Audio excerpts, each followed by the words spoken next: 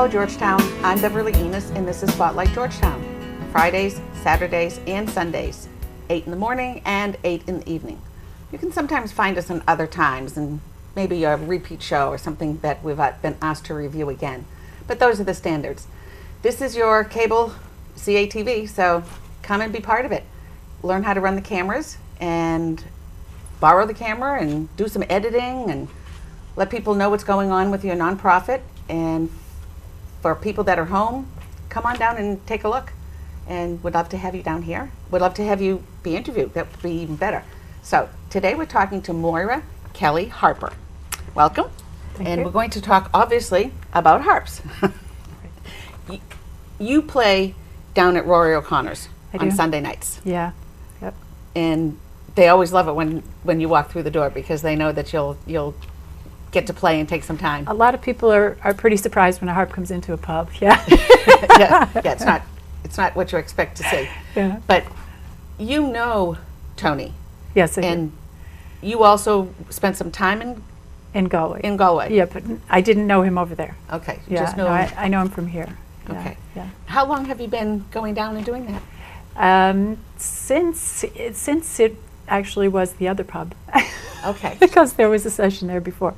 But this is a really fantastic session. And then there was also a session on Tuesday evenings. Right, and that's what they call it, a session.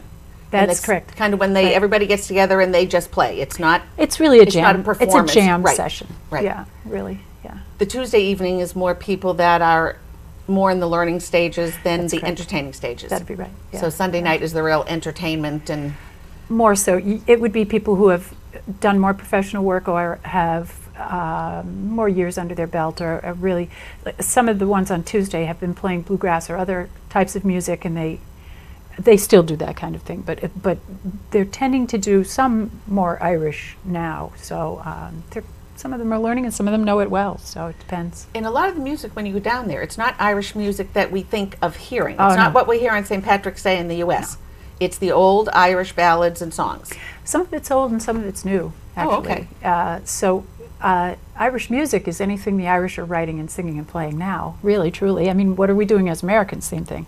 So I suppose there's the traditional stuff that's non-sung are called tunes, and those would be step dance types of music, and that would be no vocals accompanying. Although there's a couple of them that they do where they do this funny little da-da-dee-da-da thing. Okay. But it's just a short part of the tune. So it's a real combination of what goes on down there. Yes. You used to live in Georgetown I for a did, period of not time. too long ago, yes. And yeah. where do you live now? Gloucester. Okay. Yeah. You left Georgetown. I can't I believe know, people it's do another that. G-town, no. Oh, okay. Do you have family in the area too? I don't, no. I don't have any family in the area, but I am so pleased to be in the North Shore area. I think it's one of the loveliest places in the world. It is. And I lived in other places, and it's just phenomenal. Now, how did you choose to play the harp? When I was 4, I heard it on television. I don't know what show it was, but I heard a woman singing and playing. And I remember turning to my father and saying, "Daddy, that's what I want to play." And he said, "Yeah, right." And then at that time, I think there were 5 of us in the family. And then year after year, there were more and more of us. So he kept saying, "Well, maybe someday you can play that," but he was kind of putting it off, and I don't think he really thought I could play it. But I did actually play for him before he died. He died quite young, and he loved it. He really, really, really loved it. Is it difficult to play? The placement of the hands is quite a challenge. In order to move quickly and readily on the strings, but it is with any instrument. As you know, you mentioned guitar and some other instruments that you're familiar with.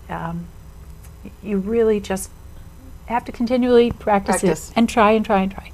And then eventually you get to the point where you're just, it's an easier movement, it's more of a flow, and it takes time. And when you were just doing that, you use all of your fingers. It's You not like do? a guitar that you play some chords and strum. No. You're really moving your fingers all the time. Right. The odd thing is, on piano, you would use your pinky for the keys. On harp, you don't use your pinky for the note. You use it to quiet the strings.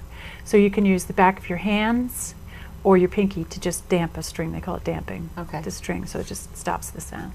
So there's a lot to it. There's a little bit of a technique. Different styles. Now, I've seen other harps that look very different than this one. Yeah. So how many different types of styles and harps are there? As many as there are people who make them, really. There's many different companies, and folk harps have become much more available in the last 25 years. Is that what this is? This is a folk harp. This is a mid-sized folk harp. It's like a larger size. There's a lap harp, which fits into your lap. Either there's a little bar that goes down here, a wooden bar that you can just pinch, and that usually goes up to about here. Sometimes there's a strap on it. This is, I call it a troubadour size. That's the name of a company type with legs, but because it has legs, I call this a troubadour style and size. Because it's freestanding, you can leave it there and it can sit there. The little harps, you have to kind of hold them yourself. They mightn't stand up unless you put them into a stand and place them into a stand. Okay. And then the grands have pedals. And the pedals, the pedals change. Those the are the keys. big ones that you used to see in the exactly big band era. And also in orchestras. In orchestras. That's right. Okay. And so those are played slightly differently than these, and I'll show you later when we talk about it, the levers on the side, which do the similar thing to what the pedals do. Okay. Now, when children learn to play the harp, is it like violins? My Japanese exchange student, came back to the U.S.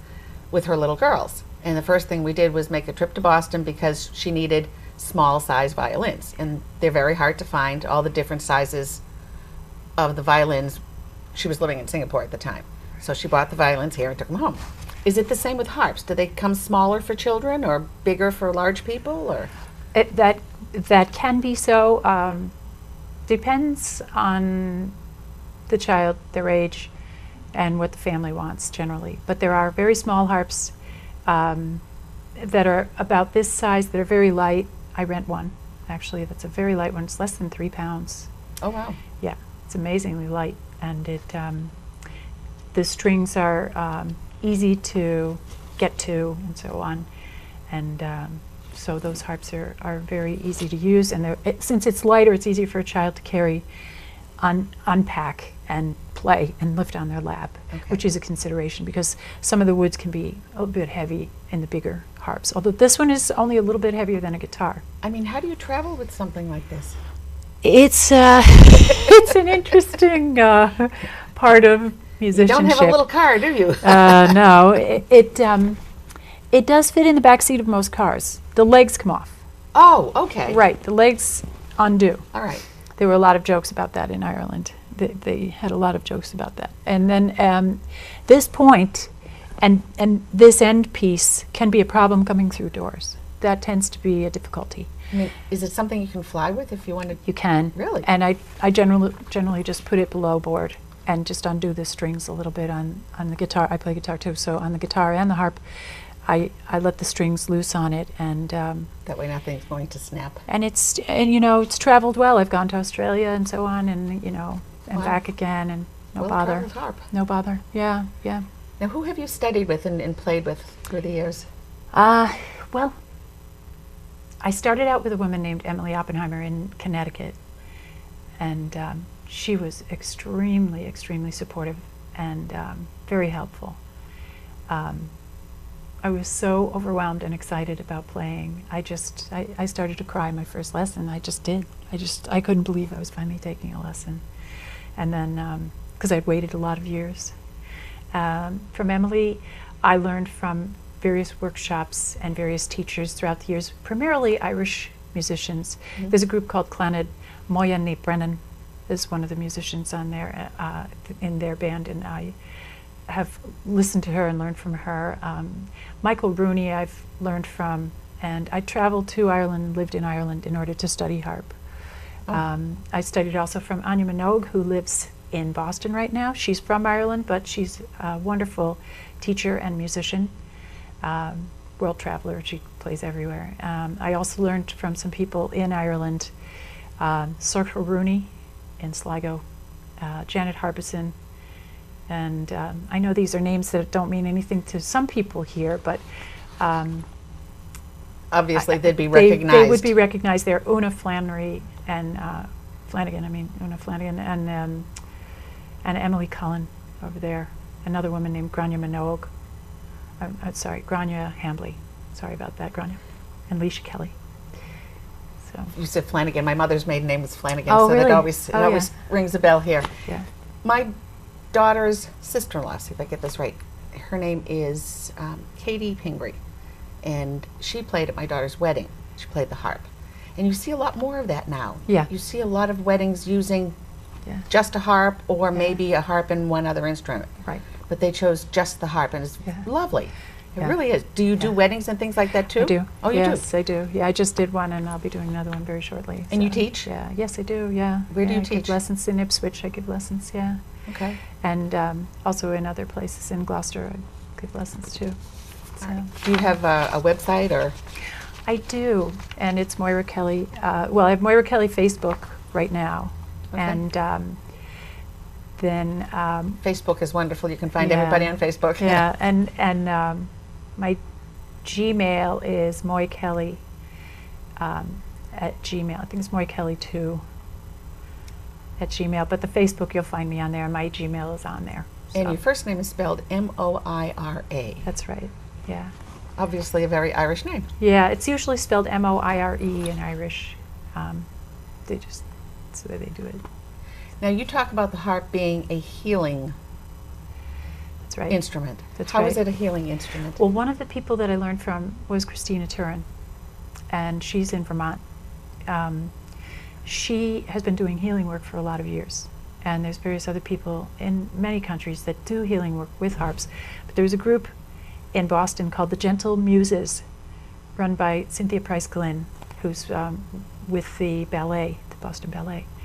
And she did a phenomenal job with constant workshops and meetings and gatherings where they actually worked in conjunction with Mass General and played harp not only for patients but for staff and for anyone who was working there in the building or in the building. And it has a very calming effect, and what they were doing was groundbreaking work in people's vital signs and how they were affected by harp. For me, I started working shortly after I started taking lessons with Emily Oppenheimer. I started working with Easter seals and children who had, say, autism or cerebral palsy or some things like that. Seemed to have an extremely positive response to harp.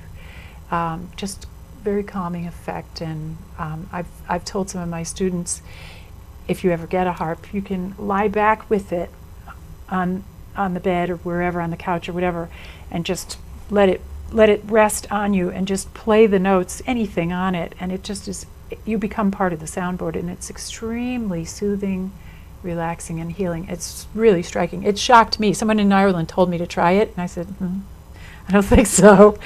But I tried it, and it was phenomenal. Who influences your music?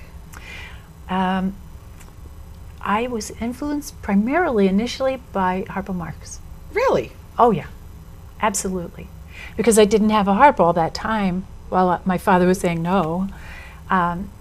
So I would watch the Marx Brothers movies and just die for the moments when Harpo would just play, and I'd just live for those moments where he would be, performing and playing, and it was kind of kidding around, but it was phenomenal. And so he was one of my major influences in the beginning. And then the Irish harpers, as I've mentioned, Mary O'Hara, she'd be well known by people. She's well into her later years now, living in England, but she sang and played, and she was another primary influence on my life. And then all the other people that I've mentioned, It's funny because when you think of Harpo Marx, you think of, the horn and racing around and doing all these crazy things. But he could really play the harp. He really could. Yeah. He was a harpist. He really was. which is different. Yeah. What is the most exciting or interesting event or show that you've ever done? In Connecticut, in about 2003, an Irish performer that I had been playing with, P.V. O'Donnell, said, "Moira, you're coming to do a performance with me." He didn't say, "Are you?" He said, "You are." And I said, "Oh, I have something on that day. I can't do it." And he said, "Well, drop it. Find someone else to do it and then come and do this." So I said, "What's up?" And he wouldn't tell me. So I showed up at the Mark Twain Center in Hartford and got to play with Tommy Makem from the Clancy Brothers and Tommy Makem. Oh my goodness. He was the main liner, and we played beforehand, and he called us up on stage to play with him on stage. And I'm so pleased that I got to do that.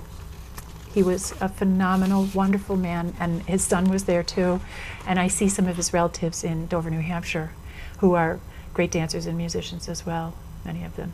So, now, who do you like to play for? well, I really like to play for children. I Well, that's love good. to play for children. And I play a lot at elderly facilities. I love to play for all audiences, but when people come to a concert, they're sort of expecting, okay, well, I paid and I'm here, and this is, or they're coming to a performance where there's a session or something, and they're chatting or whatever. But children, they'll sing along, and they get excited about playing it and trying it, and they just really love the sound of it. And then when I work at the elderly facilities or facilities where people are in rehab for injuries and so on, it's an opportunity for them to just relax a little bit and to heal and so on, as I was mentioning before. And I let them try it if they want to too. Now, there were all different types of harps. Where did they come from? Originally, Yeah. if you think of the shape, this will make sense. But the bow and arrow. Oh, I know, isn't it wild? okay. I know, it's very strange, but they took the sound of the string, it makes that little ping. Yeah. And then they added more strings onto a sort of a branch. And at first it didn't have that front pillar piece, but then eventually they put, the sounds were very low, but eventually it shorted up, and then it made it so that it was higher notes. So Now, where was this particular harp made? this one was made in the United States, actually. Okay. It's made in Red Wing, Minnesota, and it's a stony end harp, and I really love it. It's very stable, which when you have to tune each string every single day all the time, and it's very stable, Yeah. no matter what the weather. And having lived in Ireland where it's rainy sometimes, and lived in Australia as well, where it's very, very, very hot, remain stable throughout. So I recommend them. I think they're lovely harps. There were different color strings. That's right. Now, what do the different color strings mean? Well, the red is C. And then there's clear strings, are sort of whitish, D, E, and then F is blue, F. That's the blue one, G, A, B, C. So it just goes just as the piano goes. But the colored strings, when you have to move your hands quickly, the clearish, whitish strings, when they vibrate, they disappear. You're looking at them, so they sort of disappear. The colors help you to place readily and quickly. Okay, so it gives like a bass line Right. that you can find easily. That's right. And it'd be, there's a C down here and one here. So they're all throughout the instrument. So basically, it's the same notes as the piano. That's right. That's right. It would be The the strings same. like a guitar, and everything That's right. changes. That's right. And as a matter of fact, I'm wondering if you'd like to try it. Okay. Okay. We put it on our right shoulder, so you're going to tip it back, and you pinch it with your knees so that it doesn't wiggle. Otherwise, it will wiggle. Okay. And I'd like you to try your left hand all the way up with one finger. And you can't hurt the strings. They're very tough. They're Okay. very strong. So don't worry about that. So go your left hand all the way up as far as you can, and then your right hand, just to get used to you can get used to the sort of how the strings are. And then if you can take your left hand and your pointer finger here, your thumb is going to go on this one. Okay. And you're trying not to touch that string, so you're going to go there, right? And then you're going to skip 2 strings, 1, 2, And then you're going to do these 2 strings with your right hand. So the red These and two. the white one. Now, what you're going to do is try and pull them all at once if you're able, and I'll hold this here. Okay. Wow, that was really nice. That was well done. Okay. Yeah, it wasn't as hard as you thought. No. No, it's actually a simpler instrument. Getting your hands is difficult, but Okay. the instrument itself is It would help quite if I had my simple. glasses too. But Oh, really? now, how about we leave with some real music? It's your turn. Okay. Thank you so much for joining us today. You This are has just very been wonderful. welcome. Has been for me too. Thank you so much.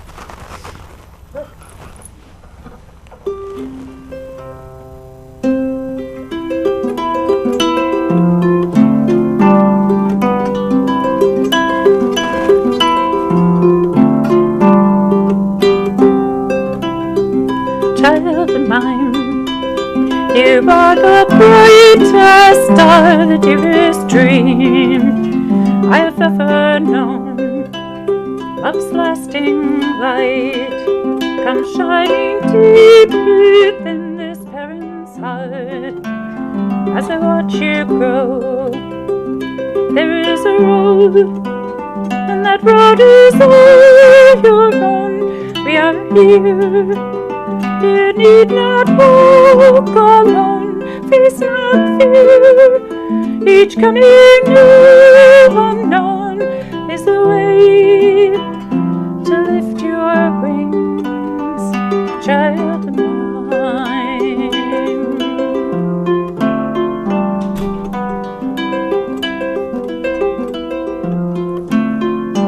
Child of mine, where spirits fly above, there is but one that belongs to you.